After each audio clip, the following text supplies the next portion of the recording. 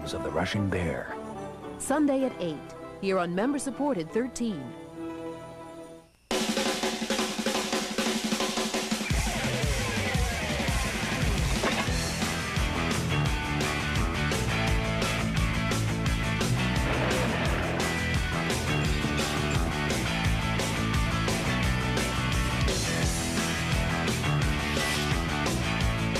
It's a jungle out there, and nobody puts you in the thick of it like public television.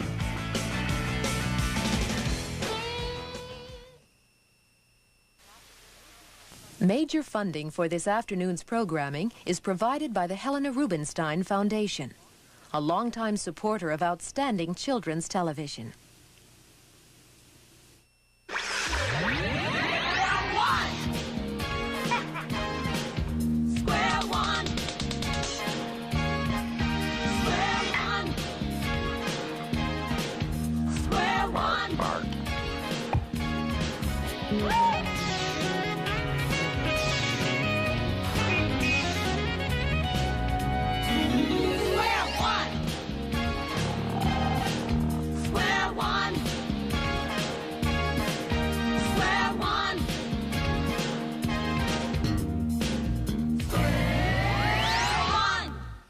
The power and the freedom of mathematics is a flaming sword.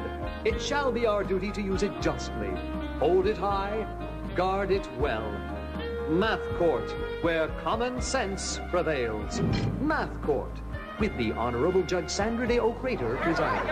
Order! Order! Why do you cause such a commotion in my courtroom? This goes on and on and on. I just can't see it. I'll clear the courtroom today. And on a clear day, you can see Claire Trevor. Mr. District Attorney, why are you wearing that amusing tie? Oh, tonight I am going to a formal Western gala. Ah, necktie party, eh? I've had just about enough of that. Thank you. That is just enough. Are you going to try a case? Sure, I'll try anything once. Then do it. Who is this person in the witness box? This person, your judgeship, is attempting to ruin our national pastime. Television viewing? No, Your Honor. Television is not a national pastime. It isn't? Good. Then there's still a chance we may survive. What is our national pastime? Baseball! Then there's still a chance we won't survive. What's the charge? This man is with the Cubs and claims they are the best team in the major leagues. He is their manager. Well, he certainly looks mangier. Oh, no, I said manager. And I said mangier? Let's call the whole thing off. Why do you contend that your team is the best baseball team? Because we are the best baseball team. Oh, hard to argue with an incisive presentation like that. Next case. Oh, just one moment, Your Eminent One. I happen to have played baseball in my youth. Oh? Oh, yes, indeed. For years, I pranced around the initial sack. Ah, you took ballet. No, I played first base. I thought who was on first? Hey, don't start. Bailiff, if you would be so kind. Thank you, Bailiff.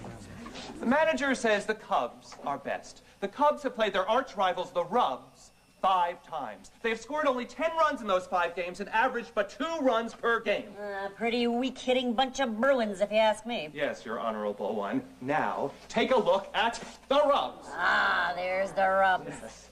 The judge will long note but little remember that the Rubs have scored 20 runs in 5 games against the Cubs and averaged 4 runs per game. Twice as many as this fellow's team. The prosecution rests. Oh, is the itty-bitty prosecution too pooped to prattle? Oh, no, I simply meant that I am finished. Truth be known, you were finished years ago. All right, Mangier, have you got a case to make? Sure. I never say die. And I never say anti-disestablishmentarianism, but I still don't get invited to the really good parties. I don't see that you have a case to make, Mangier. It seems pretty clear that the Rubs are better than the Cubs. They score more runs and average more runs. But, Your Honor, those figures are deceiving. We are the better team. Watch him, Your Honor. He's trying to escape. Now, take it easy, take it easy. I merely want to make my case. Now, in the first game we played, we won it. 1-0. Pitcher's duel. They do? I thought they threw baseball. Oh, please. We prevailed in the second game also, this time 2-1. We won the third game 3-2.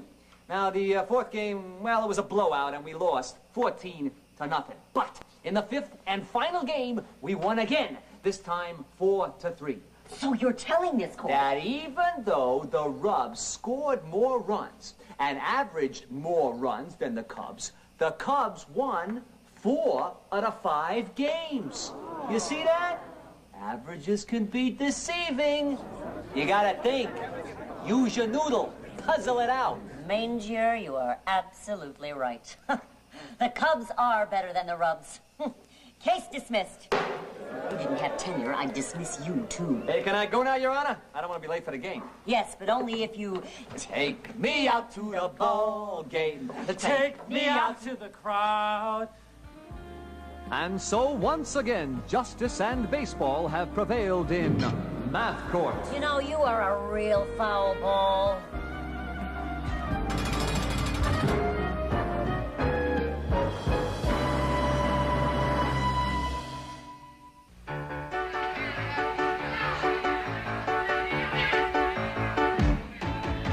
At the big diving meet at our school, I dived in Stanley 02.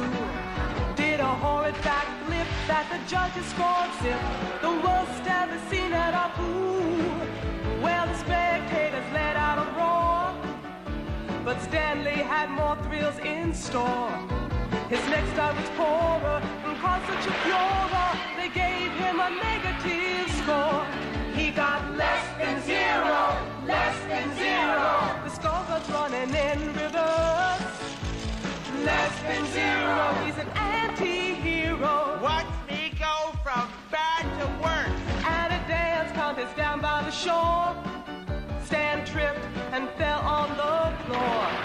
The judge cried, P.U., you get -2, said Stan with a grin. Less is more. He got less than zero, less than zero. He's a negative guy.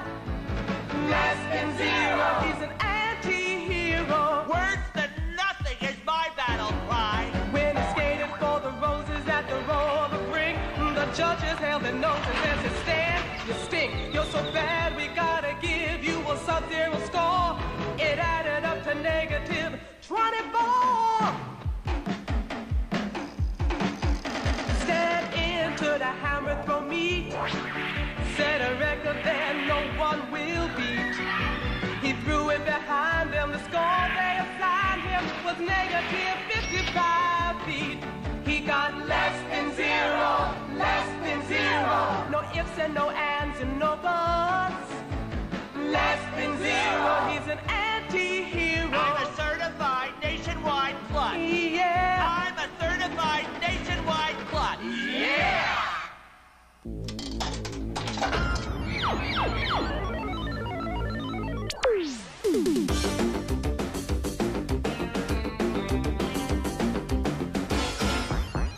Pauline, you have 2 chances to jump to the top of the pyramid. Each number you land on will be added to your score. You will be safe if your total stays between +25 and -25. If it goes outside this range, you'll be thrown from the pyramid. And remember, you have 1 zapper. It changes negative to positive or positive to negative. And time is of the essence. Begin. Cool. -10. Total -10. Yahoo!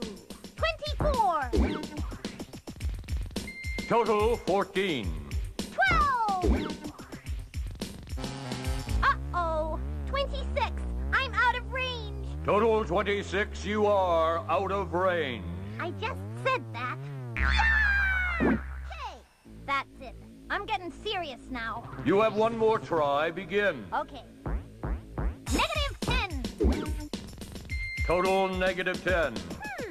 24. Total 14. Okay, think for a minute. Remember, that 12's too big. You're gonna have to take another route. Yeah, I know. And you're gonna have to hurry. You're running out of time. Time and tide wait for no man. Okay, then maybe I should try that 10 instead. Yeah, good. The 10. Go for it.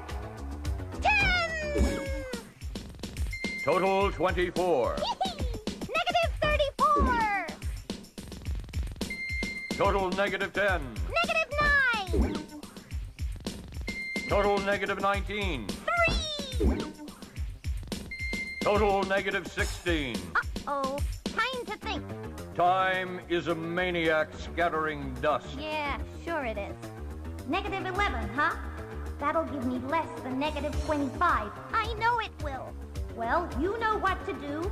I do? Yeah, but you're short on time. Time is the greatest innovator. Okay. Zap it! 11!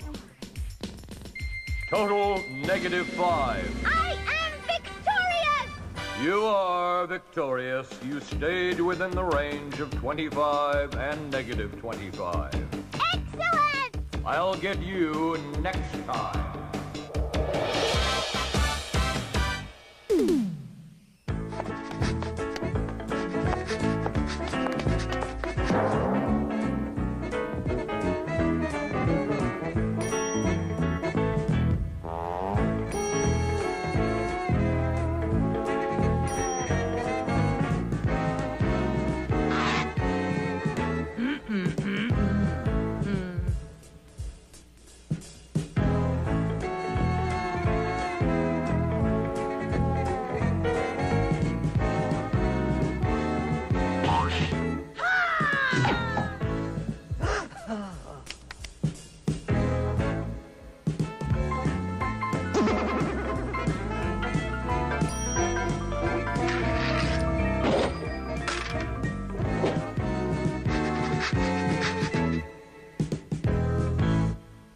If it's out there, it's in here. Math. You never know when you'll need it next. Hi there, math fans. Dick of Dick and Vern here to tell you something really important. I want you to go now... Is it important to me?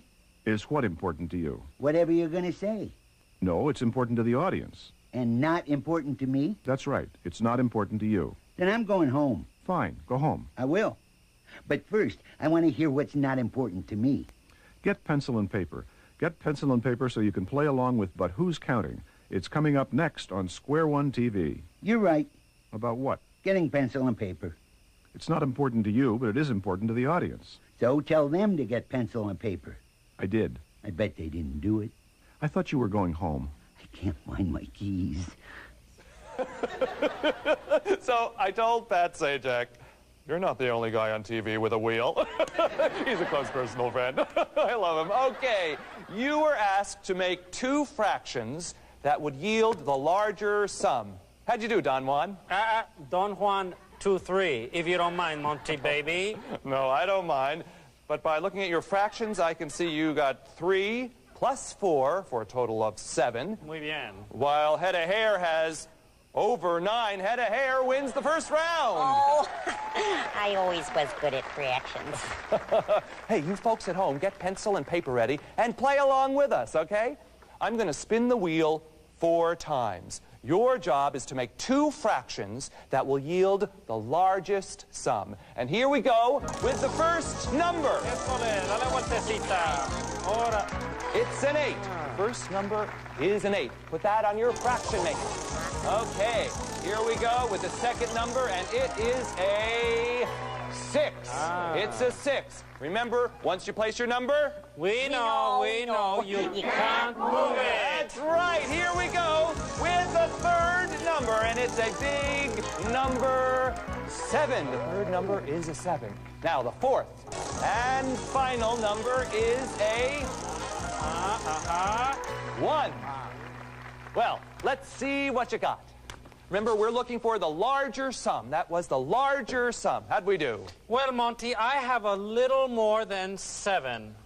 Yeah, but I got more than 8, so who cops the jug, Don Juan, baby? Head of Hair wins again, no question about it. Well, you've both been gritty contestants. And for a runner-up, a great prize.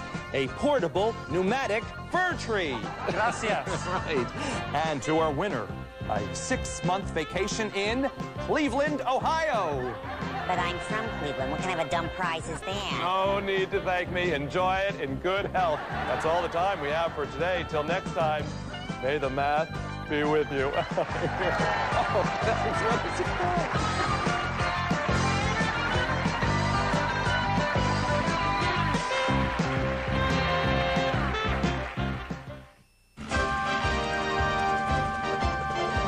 story you are about to see is a fib, but it's short. The names are made up, but the problems are real. It was Monday, 11:43 a.m., and parking had gotten so expensive in New York City, people were buying new cars and parking them in Iowa, then walking to work. My partner is George Franklin. The boss is Joe Greco. My name is Tuesday. I'm a mathematician. Yesterday started us off in a somewhat befuddled state of mind. To uncloud our thinkers, we decided to look at a few scenes from yesterday's show. My next guests are with Mathnet. Is that right, Bob? Mathnet? Yes, Mathnet. And by golly, they're here to help promote Math Awareness Week.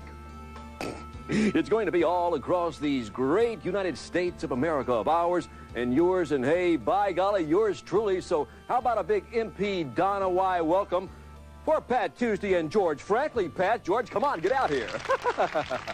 How are you? You look just fine. Have a seat. Make yourself comfortable. Yes, that is us on television, all right. We had agreed to make an appearance on a talk show to explain to the audience the importance of mathematics. Well, as you probably know, many young people in this country are falling behind in learning mathematics. Well, sure. That's just because American kids are plain dumber than kids in other countries, right? No, of course not. Well, I don't know. Hey, they sure look dumber than I did, folks. That turned out to be hard to imagine. MP Donawai was a host who would never be accused of having a brain in his head. Mathematics isn't just arithmetic, Mr. Donawai. It isn't? No, it isn't.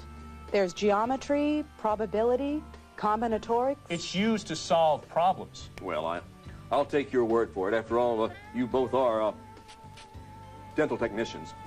Mathematicians.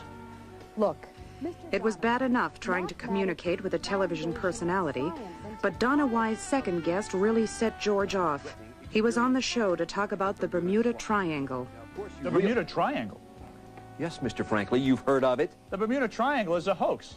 It's been proven to be a fraud. I mean, anyone with a pittance of a brain and a smidgen of rationality knows that. Donawai asked his guest to explain the Bermuda or Devil's Triangle. He showed us that it runs from Bermuda to Miami to Puerto Rico and back. And it is an area in which thousands of ships and aircraft have disappeared without a trace for hundreds of years. The triangle is bedeviled. Captain Quigg, scholars have proven that most of those mysterious disappearances, as you call them, were not mysterious. Captain Quigg, I understand that you brought along... George got angrier and angrier. Then came the straw that broke my partner's back. This is film I took on my last trip in the Bermuda Triangle. This is hard to believe, I know, but that's a sea monster. Oh, weren't you scared, speechless? Well, I can't stand it. Quigg went on to say he had been on a quest looking for a sunken ship he was told about by a young girl. Then Donawai suggested we leave. Off my stage! You... Get off, you show wrecker, you! After we were 86ed, we got a call from a Gertrude Ebtide who requested that we meet her in Central Park. She also said, Miss Tuesday, Mr. Franklin, Captain Quigg is a liar.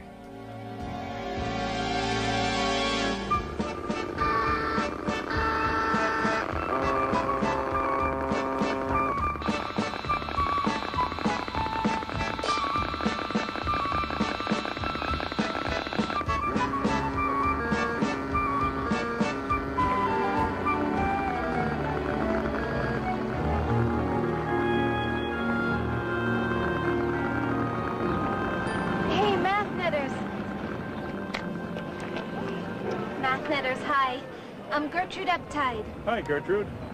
My friends call me Trudy. Hello, Trudy. Nice ship. She's the bountiful HMS Twain. The Twain? My ship. In fact, this is a replica of the ship Captain Quigg and I were searching for off Bermuda. Really? A three-masted schooner? It's not of recent vintage. No, the HMS Twain was commissioned in England in 1775. At the beginning of the Revolutionary War. Yes. In fact, she was sailing from Plymouth, England to the colonies with supplies and orders for the British when she sank in 1780. How do you know that, Trudy? Well, I had a relative on board. You had a British relative? Who? My great-great-great-great-grandfather. He was a British naval captain and skipper of HMS Twain.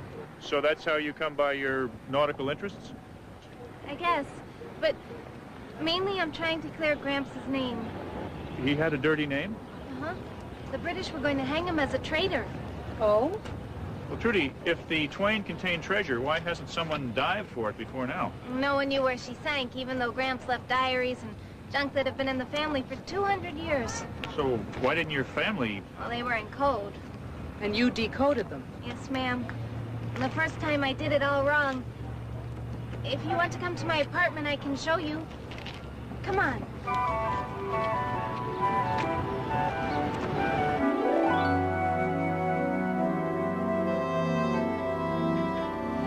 You said your first effort was a failure?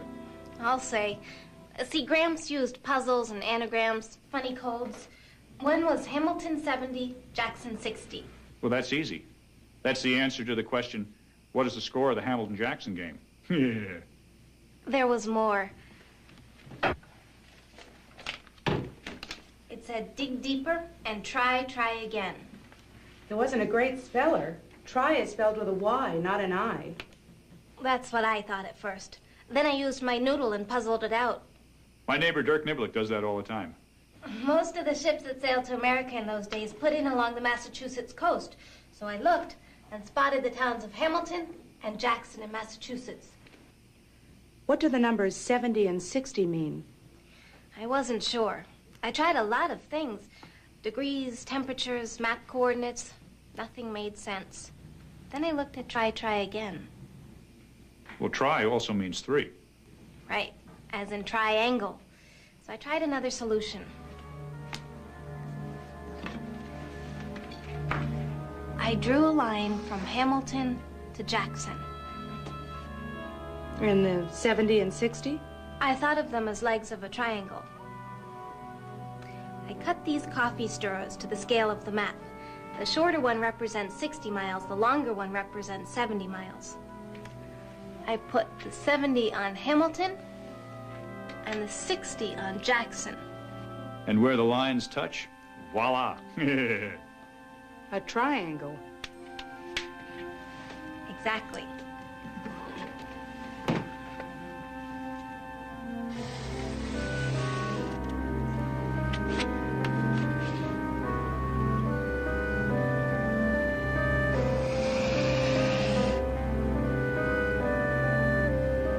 Of course, you could have laid them the other way.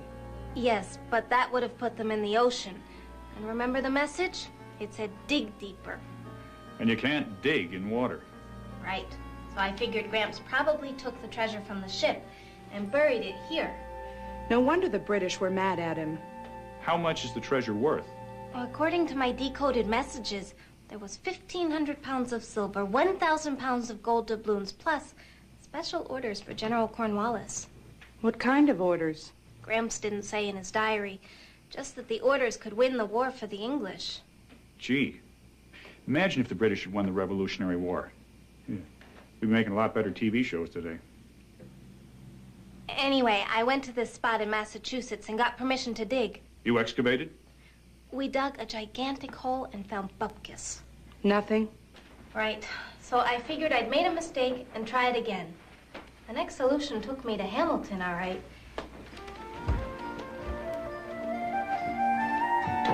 Hamilton, Bermuda. Then what?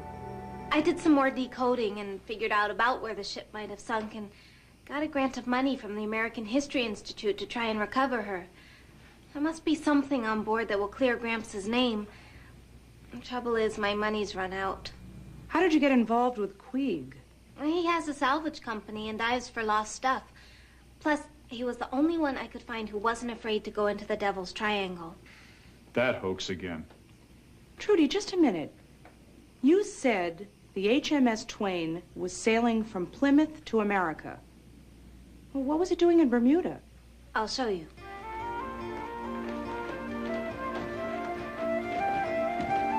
Well, that's right. Bermuda is hundreds of miles off course. Well, that's right, Mr. Franklin, but according to Gramps' diaries and from reports from other ships I've dug up, the weather in the North Atlantic was treacherous at that time. So the HMS Twain probably sailed south. By southwest to avoid the rough seas. But the weather got worse, and when she neared Bermuda, a hurricane engulfed her and she sank. Just wasn't Gramps' day.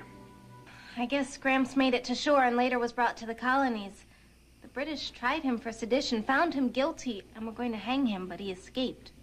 You have one exciting family tree. Wish I did. Most exciting thing that happened in our family was the day my great-great-uncle George met Jesse James. Really? Yep. Told him the location of the Wells Fargo office. When I explained my story to Captain Queeg, he agreed to help me locate her. So you went to Bermuda? Yes, and using sonar. Pat, sonar is sort of an underwater radar which detects submerged ships by means of sound waves. Yes, I know, George. I used to have one.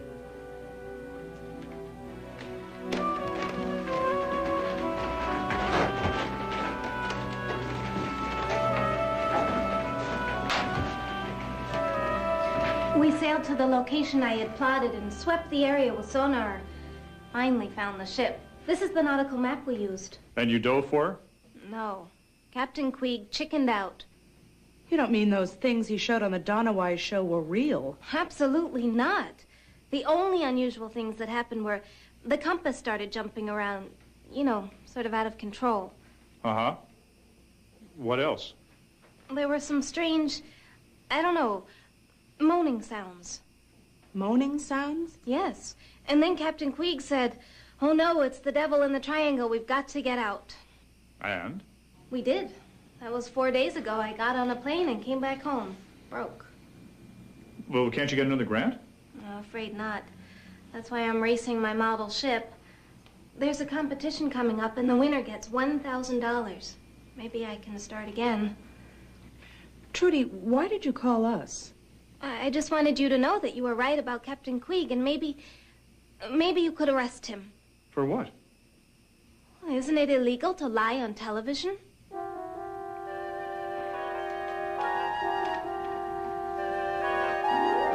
We returned to Mathnet HQ and looked at our workload. It wasn't too heavy. Mathnetters, hi. Am I interrupting? Oh, hi, Trudy. Of course not. Come in. Hi, Trudy. What's up? I thought of someone who might help me make a dive. Really? Who? I met him in Bermuda. He's a pirate. Well, Captain Queeg isn't exactly on the up and up. No, I mean a real pirate. His name is Long John Silverplate. Does he have a parrot like Long John Silver did in Treasure Island? He sure does. His name is Howard. Did you call him? Uh-huh. Long John said he could do it, but he doesn't have sonar on his ship. He said maybe Captain Queeg would let us use his. Miss Tuesday, Mr. Frankly. Yes? Could you maybe take me to Bermuda?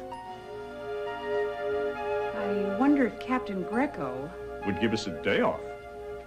It just might be worth a try. Be right back, Trudy. Oh, Captain Greco!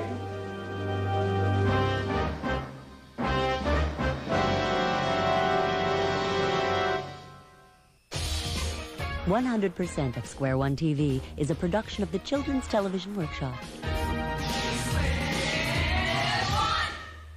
This program was made possible by grants from the National Science Foundation, the Corporation for Public Broadcasting, and by the financial support of viewers like you. Corporate funding of Square One TV is provided by the Intel Corporation Foundation. Intel's technology is the brain power for computers in your life. Intel, the computer inside. For a complete set of Square One TV teacher resources, send a check for $9.95 to CTW School Services, Box SQTV 5, 1 Lincoln Plaza, New York, New York, 10023. This is PBS. It was one... I'm Karen Witter.